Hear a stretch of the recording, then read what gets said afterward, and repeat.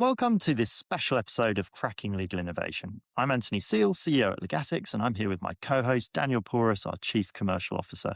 So today's episode is a little bit different. We're going to recap on Series 1. Over the course of the past season, we've had the chance to speak to some absolutely incredible guests, many innovation leaders, and really get under the skin of what's happening inside firms and what it takes to drive innovation within them. So today, rather than have another guest on the podcast, we thought we'd look back on some of the key themes that have emerged across the season. Yeah, thanks, Anthony. And I think what we find is a lot of the discussion around innovation can often feel quite abstract and, big ideas about the future and law and can feel quite hypey.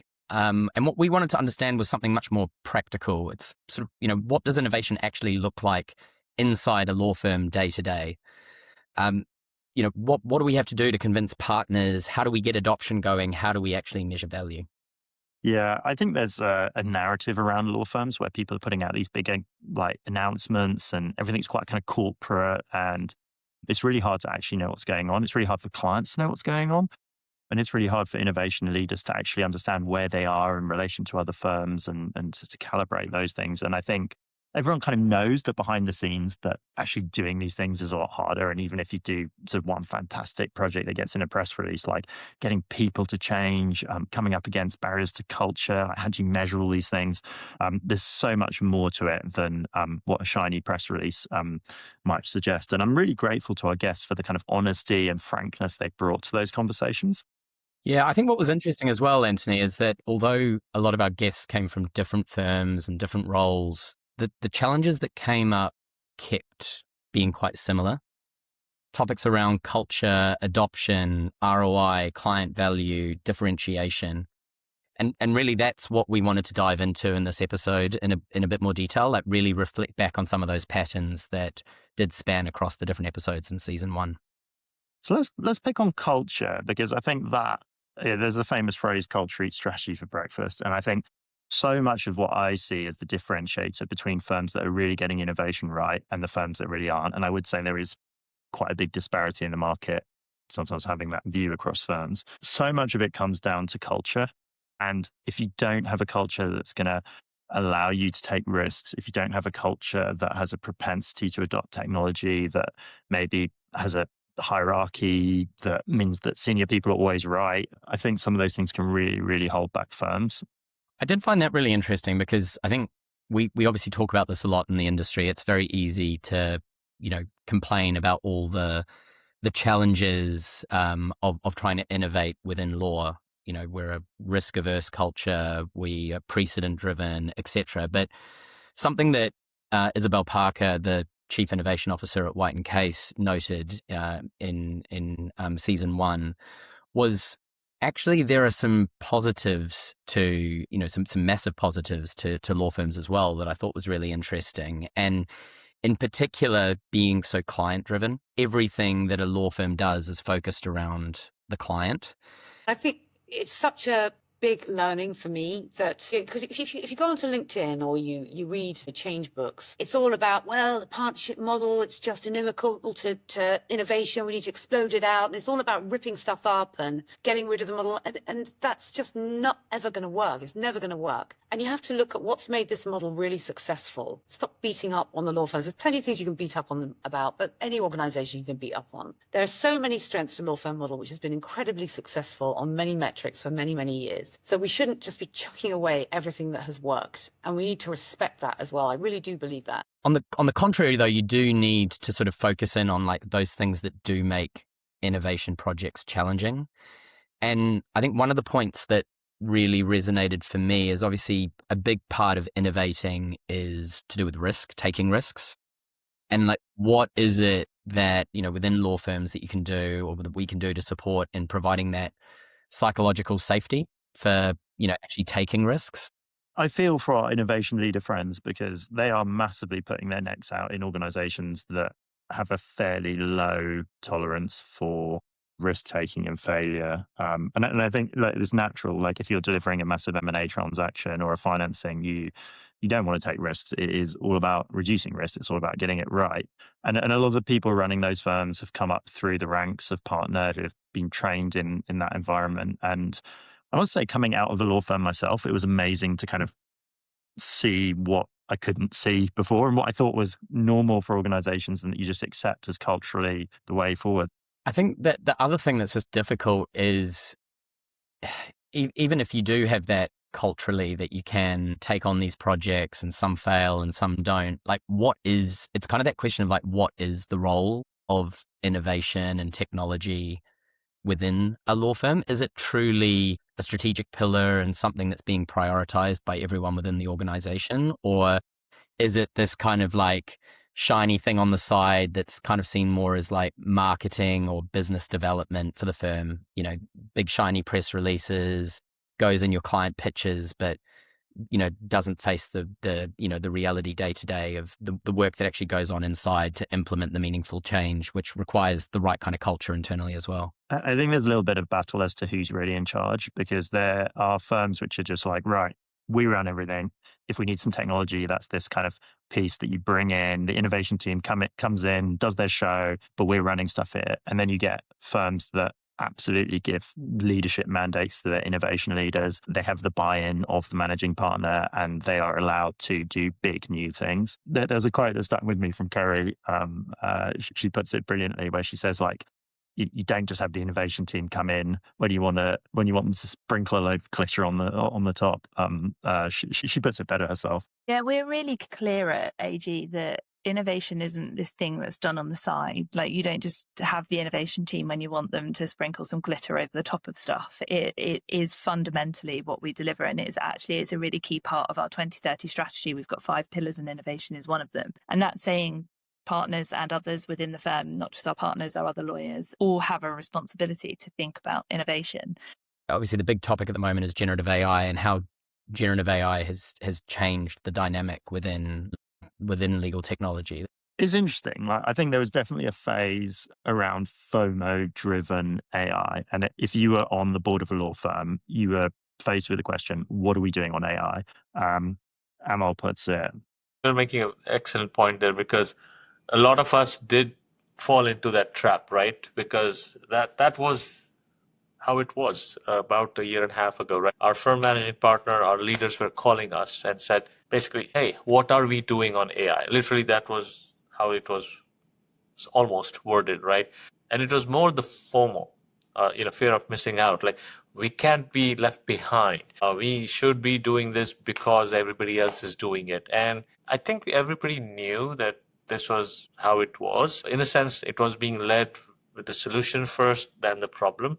But all of us have come to realize, and I'm not saying we are specifically worse or ahead of anybody in that sense, but the discussion is now coming back to what is the problem that the solution, in this case, the Gen AI platforms, are actually solving. Because at some point, the buck has to stop somewhere. We're saying, what is the value this is providing? I've kind of flip-flopped my opinion on this, which is like, is that warranted? And is this technology so significant that like the use cases don't even kind of matter, or it's so general that the use cases find themselves? And that kind of model of technology where you go out and you're like, right, let's start with process mapping. Let's find the bits we want to improve. It's just, this does everything. So it's just about getting people to use it and giving it to them. But I know opinions differ. I do definitely feel that the current wave of generative AI, obviously everyone's using generative AI in their personal lives. They're increasingly expecting, if you're the client, you see what it can do yourself in your personal life. You expect that to be your law firms to be using that technology and it coming through. So the pressure's coming from that perspective. And I do feel generative AI has almost just become, the term for technology more generally, within firms. But to your point, Anthony, about is it okay to be solution first? If it's just like, we need AI, in our firm, and then you go searching for the, what the problems are, knowing that there's a degree to, you probably don't even know what some of the problems are until the solution's in there. And that's like almost more the case with a generic platform. What I think happens with all technology, and generative AI is included, is once the technology is actually in the hands of end users, a whole new problems are identified and solutions using your product come out of it. And we've seen that with our product. It might be brought into a particular practice area to solve a particular problem. People speak internally, they see the benefit, and then it evolves into a whole new practice area, solving a different problem that you hadn't actually seen previously. So my view is still that it's best, and I think Amol very much sort of touched on this as well. The being kind of problem first. I think if you can identify that problem and have the solution, but be realistic about the fact now that the nature of technology being in the hands of the lawyers, it does take on a life of its own. Yeah, I think you can think about what Amal said, innovation lead at Mayor Brown, and what Isabel said. You can pretty much like juxtapose those and put them opposite each other. I think the thing that's then interesting is how you think about value from these different use cases, because if you're solving a specific problem, if it's a solution to a specific problem, then it's more contained and you can sort of think about things like return on investment and like why you've brought in the product more. But with certainly some of the more generic solutions, and even where you do expect that you're bringing in a solution for a particular problem, and it expands, what is the framework for actually identifying that? And I really enjoyed Isabel Parker's view on this, where she was sort of looking at it in three ways. Fully agree with you. And I think articulating value in the right way in this era of Gen AI is going to be absolutely critical for all law firms. And when I think about it, I think about value in three ways. Efficiency, definitely one. Experience is the other, and capability is the third. So we tend to jump to efficiency very quickly with Gen AI because we see how fast it is. And definitely we are seeing really huge efficiency gains, without a doubt. But it's not just efficiency. In terms of sort of client experience, i.e., can we be even more responsive? Can the quality of what we deliver be better because we have been faster to do the grunt work, and we can spend more time in making a really tailored product for the client? Can the lawyer experience be better? Can our lawyers go home earlier, frankly, or do more interesting work? And that's really important. Law firms are taking that really seriously now, I think, because there's a high risk of burnout with the kind of hours that these people are working. And capability, what things can we do now that we couldn't do before? What value can we give we couldn't do before?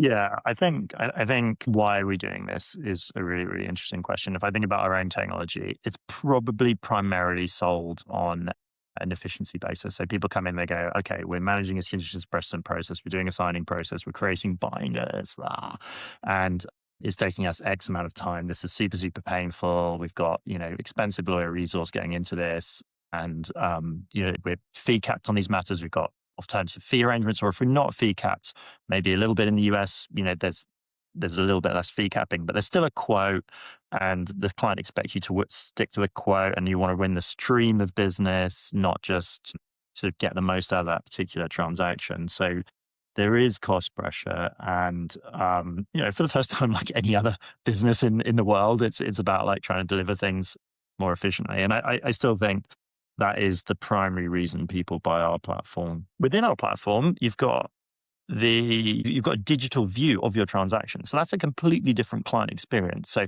the clients might go to the law firm and go into their meeting rooms, and that physical client experience can be amazing. They have the best real estate, the shiniest offices. And then you think like, what's that digital experience of the transaction like? And it's like, oh, we're just going to dump a 60-page continuous table in Microsoft Word on the client and tell them that somewhere in there is what they need to do next. So what view does that give you of the firm? Like what does the client think of you like in that moment? What's the client experience like if they can just go in and tick a box to confirm something or drop a document in place? That's harder to measure. And I think it leads to really big results in terms of like, if that client comes back to you or instructs you on a new piece of work, that's very, very different. And I think if you can increase the top line, you make a huge amount of difference very quickly. So I think that draws well onto our kind of third major theme that we definitely felt came through a number of the episodes in season 1 around return on investment. And it's probably the area where there were the most divergent views and maybe different perspectives. I think the key thing I took away is it is incredibly hard. And there are both the quantitative and qualitative aspects to it. I've got some of my own views, but maybe some initial reflections from you, Anthony, on what you took from the discussions. I've got like quite a strict view of like what makes acceptable provable data. And you never get that in a business context. Like, and it doesn't mean that it's wrong to collect data or that you accept a lower threshold, but it's not about proving something's true beyond all reasonable doubt. It's about, like, what do we have here to make a directional decision? Because the decision needs to be made today. We're in business, we're running this thing, we've got to go. We can't just like wait, collect more data. So I don't think it's wrong to collect data, even if it doesn't meet those standards. And there's been some really nice examples, like Hugo Casti at Pinson Masons. I thought what he said was really interesting.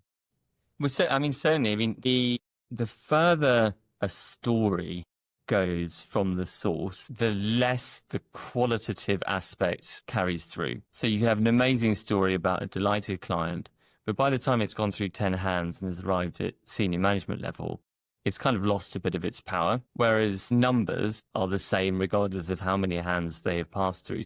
Yeah, and what I took from what he said there is the importance of storytelling, ultimately, in kind of justifying, I suppose, your investments in legal technology, actually getting it adopted. And I think the what I really took from what he said is, yes, there's a qualitative aspect to that storytelling, but his point about, the numbers are the numbers.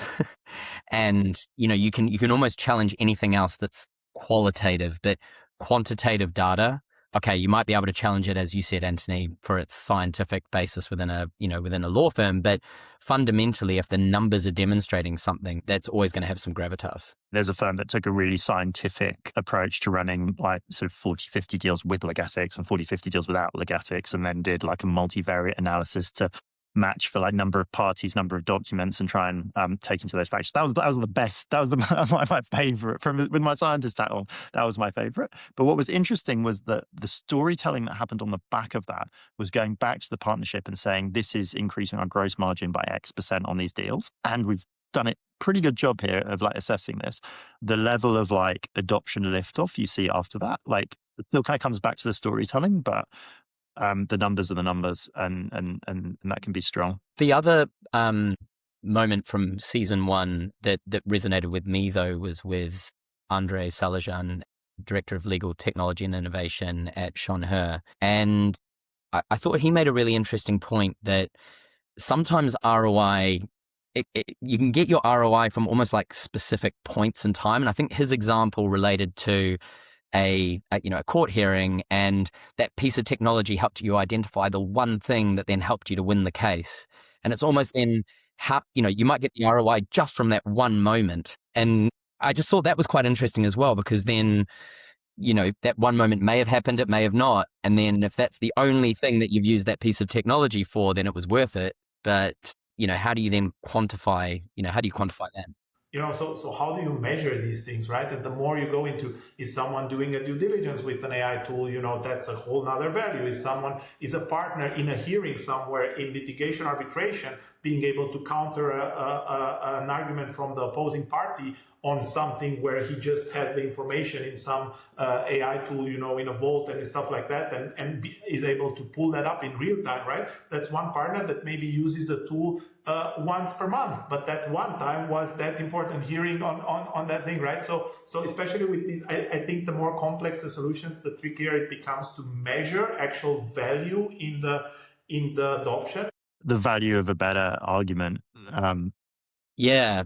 And on that point, something that I've been finding recently in a lot of my discussions with innovation leaders separate to the podcast is there's an increased ask of the industry, and certainly on the vendor side, to not focus on hours saved from a return on investment perspective. And what I've seen emerge from some of the recent discussions is a bit of another framework for thinking about return on investment. So there were about 5 dimensions that were raised, and I thought it might be just worth bringing them up. One was around competitive necessity. The other was capacity expansion, transaction velocity, client acquisition, and new revenue streams. So on the competitive necessity, it's really about, we know everyone else in the market is using X tool. We need to have it. And frankly, the return, it's almost, if you are not going ahead with certain technology, all your competitors are. So competitive necessity is just a really like key measure. The other that's been discussed a lot is what can it do to actually increase like capacity, like provide capacity expansion. So I think this is interesting because we have some non-law firm customers as well as law firms, and we know the impetus for them sometimes has been their capacity restrained just to get deals done. And if you can do more with your current resource, that's a big impetus for technology.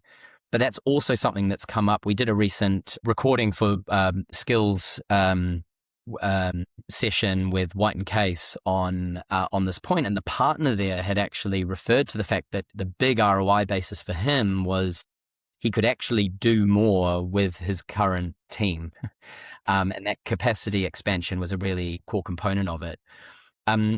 Around transaction velocity, clients, they've got time sensitive matters. They want things to be driven faster.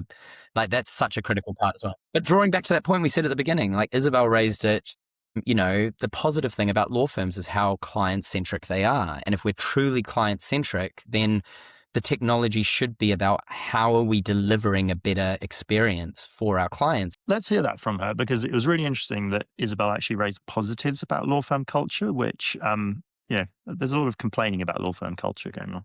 Do you think the one thing that law firms do, well, not the one thing, one of the things that law firms do incredibly well is they are very, very focused on their clients. They are, ultimately the client is king or queen, and client centricity is really, really important. And I think that's critical for innovation. So if you're not shaping around the client, just with your software development, if you're not shaping it around your clients, you're not going to sell. So I think law firms do that incredibly well. So the fourth point was around client acquisition. So, an ROI measure can be, can you actually win work? Is it a point of differentiation showing your your technology maturity? I find that one interesting because I think, and we'll come to this in a moment, I think in a bit more detail, but it's almost a question of how much of a competitive differentiator can it be to be a first mover with this technology? Just having the technology itself, is that enough? But I think clients are getting wise to it, and they're, we get a lot of requests around like, can you show me how many times your technology has been used for this particular large financial institution? Because they're actually tracking that as an ROI piece now, and it's a metric, and it's not good enough to have bought it somewhere in the firm. We want it used on our matters, and we're going to hold you to account on that. We're going to make it part of our panel requirements, and we've had to develop, and I think it's been fantastic, like a significant reporting abilities, the ability to merge reporting across kind of different UK, US sub-entity this, bank, brackets holdings this. So that reporting to clients piece, I think, clients are getting wise.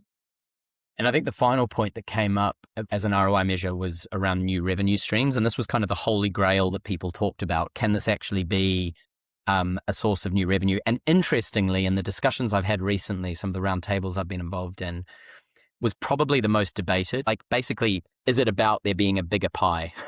Will the pie get bigger, and therefore is there more work that people can get? And I think this is an interesting one because I feel with the first wave of AI, there was almost the sense that there was going to be less work as a result. And one example that came up was with some of the diligence tools, for example, where oh my gosh, AI can suddenly run diligence for us. It's going to eat up all the diligence work. And what actually happened was you typically have your materiality threshold and you'll only review documents over a certain materiality threshold. What people were able to offer instead was, would you like as a service offering to reduce your risk? It was previously not feasible from a cost perspective to review all the documents. Actually, that was another service offering that you charge for. And if risks come out of that, then you will review those documents with a lawyer while you're still doing the human review over, a certain materiality threshold. So I think this is still a big debate. I think it's going to be a bit of a mix. Like there was a project that stood out that was mentioned at our real estate forum recently in London, where I think it was the sale of railway arches, and it was just like thousands and thousands of these railway arches, which are occupied by little like garages, like micro breweries, coffee shops, and they wanted to sell like 5,000 of them or something like that. And the ability to review all of the leases, and was absolutely key. And I think the law firm that won that mandate even did a bit of a free review. So like it kind of changed, like they're almost doing like the AI review for free. And then they're saying like, okay, well, now we've done the AI review in a really short amount of time. Like, let's have a conversation and win the deal by better framing the deal with an understanding of what's actually in the documents. So I think even if it's not like completely changing the service delivery, it's certainly changing like the BD, it's certainly changing like where you see the value and the nuance. And I can see a lot of places where you create new value there as well. But then also just like people not being willing to pay for things that they feel, shouldn't need paying for anymore. So I want to switch to another theme, Anthony, that came up a lot around the challenge around like technology is only part of the problem. It's really adoption and change management being a critical part of it. What were some of your reflections on that? I think this is a people job, not a technology job. Like, I've long thought that like for as much as we are innovating in legal, we're often just doing things that other industries have done ages ago or are further ahead in. And there's not a lot of like deep, complex tech. What there is a lot of is getting it exactly right. So for us, if I think like, okay, you've got a checkbox, fine, that's definitely not deep tech, but like who can see that checkbox? Like who can see it at what point in the transaction? If that checkbox is part of a lender syndicate saying yes to a condition precedent, should the borrower see which lender has approved, but not when like all lenders have approved? And it sounds kind of small, but it's like a little nuance that you have to understand on the transaction, because otherwise you like breach a client confidentiality obligation to show the syndicate acting as one and wanting to be acting as one, because that's the particular dynamic. Now, these little things like that are like absolutely fundamental to lawyers, and in that case, like a professional confidentiality obligation. But they're not like deep tech. And I think that applies a lot. So there's a lot about the problem, which is getting things exactly right for lawyers. And then there's a huge piece, which is then that communication piece, because the lawyers are suspicious. They're like, no, this is terrifying. Like having this as a checkbox that's accessible to everyone. Like, I'm like, have you not like thought this through? Showing lawyers you've thought that through, showing lawyers you get them, showing lawyers that you are embedding their use cases. And they're rightly suspicious because, like one little screw up like that can be absolutely huge. So I thought that was really interesting in the episode that we had with Andrea Misfelci, because I've always had this premise from a customer success and rollout perspective, which we pride ourselves in as well. But guiding our customers through how do we go about getting going, and it almost feels like conventional wisdom is go with the lowest hanging fruit, go with those that are the most innovatively minded, and do that. And yet, Andrea kind of challenged that assumption a little bit. Might be worth listening to that clip briefly. So many law firms or so many innovation heads or innovation teams make the kind of mistakes, and I'm guilty in that as well, is that you go to people who are easy to convert, who are nice to work with. And if you are lucky, these people, lawyers, partners are also influential. If you are lucky, they are rainmakers, and the other partners really listen to them, what they are doing and saying. But if you are not lucky, then you might work with, for example, senior associates who are fantastic and creative and adopt the technology, but whether they or these and these teams use something, it might not make a big difference in the eyes of the rest of the firm. So you have to balance between the innovators, early adopters, and the laggard. Don't go to those who are really difficult to convince, of course, but focus on the middle. I always say, I had this chat with an in-house team the other day, that it's like the election. Right? If you are running a campaign, you have people who will vote probably on your party, and you have those that you can't persuade. You leave them and you concentrate on the movable middle. This is the change management term, the movable middle. And so concentrate on the movable middle, and also concentrate on those who have the status, the kind of the role in the firm, formal role or informal role, who are the opinion leaders, kind of rainmakers, influential partners, influential up-and-coming senior associates, where you really benefit from saying like, he or she is converted. Are you interested to look into this? Yeah, Anthony, maybe what are your reflections on that? I wouldn't say there is no role for the converted. I think in a law firm environment, like they are super important people as well. So they might be using the technology loads, but you can actually get them to do more. You can get them to deliver your campaign leaflets and turn them into champions as well. But it was interesting, that piece around focusing on the middle. Yeah, so she referred to it as the movable middle, and it reminded me of a conversation I had years ago with our main product champion at one of our other customers, who had actually mapped out all of the customers along the diffusion of innovation model. So we'd like mapped out who were going to be the early adopters. But I think the premise got to a similar point, which was at either end, you're going to have the easiest and the hardest job. So the people you're going to go to, and they'll just pick it up, they'll run with it. And then on the other end, your laggards, you could spend all your time trying to win them over, and that's not going to happen. But it's, most of the people sit somewhere in the middle, and actually that's where you can have a lot of impact. On either side, you're going to have the ones that are a little more innovatively minded, and they will change their view. But even those on the other side, if enough of the others kind of get on board, that's that movable middle. So I thought that was really interesting, and it certainly helped to tweak my thinking a little bit around how we go about, customer success implementations and rollouts. I think there's tons of us that just want to mandate this as well and just say, like, this is the way. And I think Amal put it, like, everyone knows this. I'll let Amal say it. Some chaos, or chaos might be a wrong word in this context, but like it leads to some grayness. Like you can't say, thou shalt use this tool, right? You can't mandate. No. You have to appeal to them. You can't mandate things in a law firm. Like, people are just too sort of powerful, or the deals still need to be done in different ways. And you have absolute experts who know how to do these things. They're not, even if you tell them what to do, they're not going to do what they're told. Which contrasts interestingly to, I think discussions we had with like a customer in the aviation leasing space, which was very different because that's a corporate and they're doing like leases day in, day out. And they can just say, this is the system we're going to use to manage our leasing transactions. Thou shalt do this. And it just becomes the way. So it was really interesting seeing a corporate that operates completely differently there.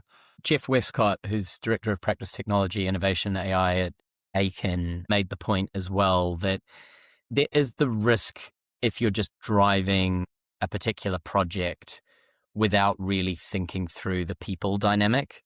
And it's a bit like, I think his words were throwing it over the fence, just expecting that it's gonna, that it's going to work.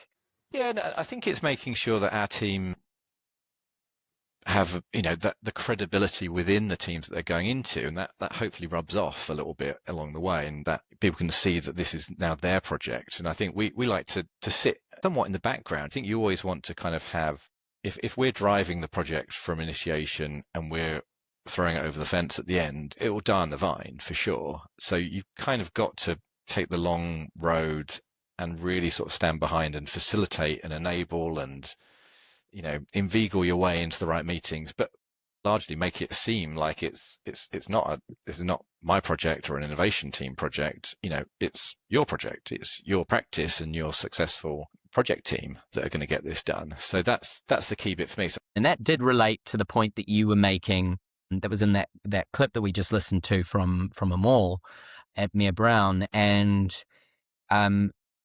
ultimately, it just, like, this is so deeply, as you said at the beginning of this section, Anthony, about it's a people point. You've got to think about what's in it for me, for the person that you're ultimately dealing with. Really appeal to, at almost the most base level, I'm so busy, I've got so much going on. Why is this the most important thing that I should be thinking about at the moment? And that draws on the things we were talking about earlier. It's storytelling. It's, what is the pain that they're feeling? But it's having to understand the personas that you're dealing with, what's going to resonate with them. I think there's a role that us as the vendors can play in providing the materials, supporting on the messaging to those different personas. It's going to be different if you're a partner or if you're the word processing team doing the transaction Bibles, or legal project management, or the junior lawyer. They're going to be very different personas and different things that they do care about. I think it comes down to budget as well. You see firms who are like, right, we need technology. Let's create a technology budget and somebody to buy the technology. And then you see firms that create enormous budgets, and I think rightly so, for change management. And I can see they're sitting there like approving that budget. It's like, what? Like, I have to pay all of this to get my own organization just to listen to the team? It's like, yep, you sure do. Because like in a firm of thousands of lawyers, or even like hundreds of lawyers, getting them to like understand that the technology has even been bought or exists, or it is absolutely huge. But what I think those investments do is actually quite profound as well, in that they don't just get you adopting a piece of technology, they go back to that culture piece and they change the culture of the law firm. So you're actually getting people to redefine the way they work and think about themselves differently, think about the way they work, think about like, being scared of technology, barriers to adoption. Like, you actually change the culture. And then when you come along with another piece of technology, or somebody's got an idea for like a new service delivery, like you create an environment where that's seen as a positive, and they're like, yes, let's use another piece of technology. And yes, we know technology can be difficult, and sometimes, it's got its own challenges and things like that. Or yeah, here's a different way of making money, and we're going to jump at that because we do things differently in our firm and we're willing to change. So Anthony, to draw on another theme that came up, value was something that was discussed a lot. And I think, without going down the rabbit hole of the billable hour, I think something that I did find interesting was just the ongoing challenge of how do we position value within a law firm to the client. What reflections did you have on the discussions that we had in season 1?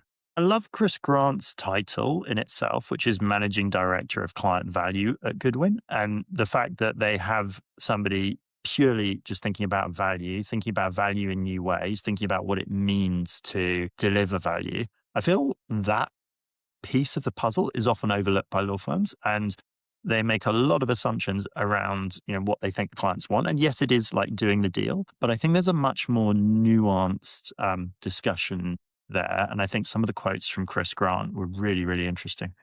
Yeah, look, it's, and I still stand by it. I do still stand by it. I think we don't really care how you do the work, right? As long as the work is done. It doesn't matter if you were 2 hours, 20 hours, 90 hours, but did that work actually get us to the right result and get us about what we wanted? It's not about how many associates were in the room, necessarily about how things were, you resourced it. It's those bits of, was the deal done faster? Was it done smarter? Was it done cheaper? Were you able to think more effectively about how to make that done? Let's talk more about what we need to get delivered, and it is that output. It's not about necessarily the work that's going into it. I think something I drew from a lot of Chris's discussion as well was his differentiation between what is an effective fee arrangement and alternative fee arrangements. And ultimately, the big challenge that, although we're trying to come up with fee arrangements that aren't tied back to the billable model, that the tendency is for clients to always go back to that. It's like, okay, let's talk about value. Let's talk about what you want: faster delivery, better service. This is how we're going to do it.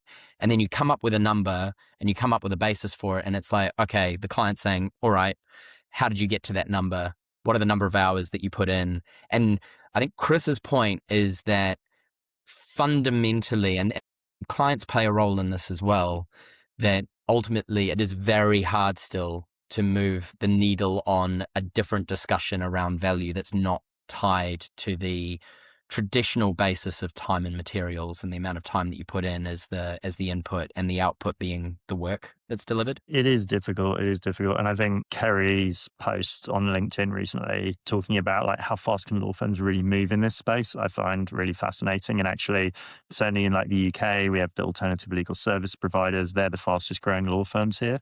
We've got new AI law firms popping up, and they're moving quickly. We're seeing competition from clients using AI themselves. Like, do they need to go to the law firm? Like, they're certainly instructing the law firm, having already asked AI the question about the document. So they're starting from a point of of knowledge. It's a kind of tell me why it's wrong question. And I think there is a question for law firms, which is like, can they change fast enough? And it's interesting to where they see their differentiation. I don't know if there's any kind of regulatory risk around like launching a new type of service or something like that. I understand why firms are super, super cautious about that. But then there's other organizations that, I don't know, maybe they've got less to lose, but they're just fundamentals of their business model. They're doing a bit of an Uber and just hoping that, the regulatory landscape's just going to kind of come into play, or like, fine, we'll end up having that debate about that legal point around, something, but that they move fast. Yeah, and I think that draws on to the kind of final theme that we were really wanting to dive into. It's almost answering that question of how do you differentiate? If technology is a part of the equation, but if you're imagining anyone can buy technology, anyone could have access to it. And if we imagine, yes, there are all the challenges around adoption, as we mentioned, a deeply human thing. But if we're imagining everyone has them, they're all adopted, where does differentiation lie?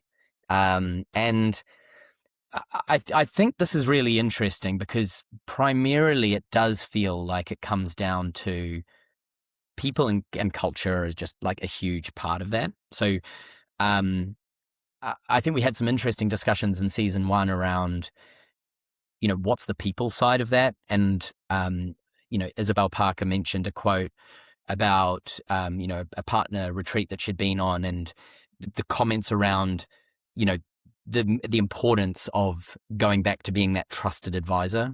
I was at a partner retreat, a capital markets partner retreat in Madrid, and they had a panel who was an incredibly impressive man. And we were asking him these questions, about what does value mean to you? And he used exactly those words. He says, you've got the opportunity now to become the real trusted advisor to our business, better understand our business, use that time, that productivity gain time to better understand and serve us in a different way. So absolutely. I also think you sort of, one says, yeah, we can start to look at the root causes and predictive, but it's actually quite hard to do, really. Although I think it's possible. I think it's challenging, and it's a different way of delivering. It's a different way of thinking about how we serve our clients, from being the people that fix the problems to the people that, prevent them happening in the first place. That is a different role. So that's going to be a maturity thing, I'm sure. And that's a conversation that's come up a lot for me recently, is people almost feeling like that EQ part of being a lawyer, like helping to guide people through their difficult problems being a really important part.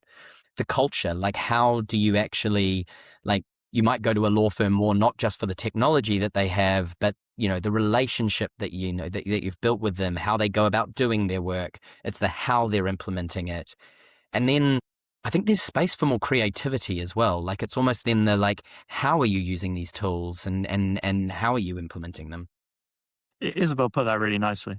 And I think the other thing that was interesting that I know Kerry Westland at Adelshaw Goddard had touched on is there are still the barriers when you bring the technology in. There is that question around how can you break down the non just purely people barriers within a law firm. We know the nature of a law firm is that, there are information governance issues that you've got to deal with.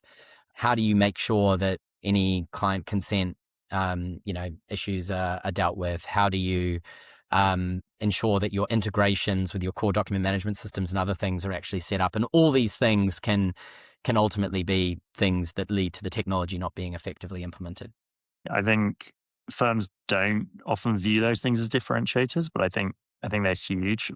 There is a huge source of competitive advantage if you have in your client engagement terms, we will use legal technology and we will conduct our own risk assessments. And maybe by exception, if there's some customer, like some client that absolutely won't let you use it. But I think law firms don't necessarily see their culture as their competitive advantage, or see creativity as a competitive advantage, or see the fact that they've connected Legatics to their DMS and they've got the integration going there as their competitive advantage. But I think these things are big, and I think increasingly we're going to see, a divergence of firms that are getting it right here and a set of firms that aren't. So, Anthony, we've had 10 really fascinating conversations as part of season 1. Where are we going to go next with cracking legal innovation? I think these conversations around client value, around culture, around adoption, like those sort of things are pervasive, and they will always be a foundational layer for all technology. I think what's changing and becoming more relevant in the world, and it's something we're thinking about from a product vision perspective as well, is like how do law firms define themselves in terms of data? What's the impact of things like MCPs coming along? How's the role of the lawyer evolving? I think we're going to see faster and faster change, and I think things are going to actually kind of happen. And I think it's going to be an incredibly exciting time, and talking to people through this period of change is going to be really, really insightful. And we've actually already recorded the first few, and they've been really thought-provoking conversations. So I would say, for those that have been following the podcast so far, thank you very much. It's been great to see so many people across the legal industry that have been engaging with us in these conversations. But what I would really encourage everyone to do is, if you haven't already, subscribe to Cracking Legal Innovation, wherever you like to get your podcasts, and stay tuned for the news about season 2, which will be launched very shortly. Thank you, Daniel. It's been a huge amount of fun.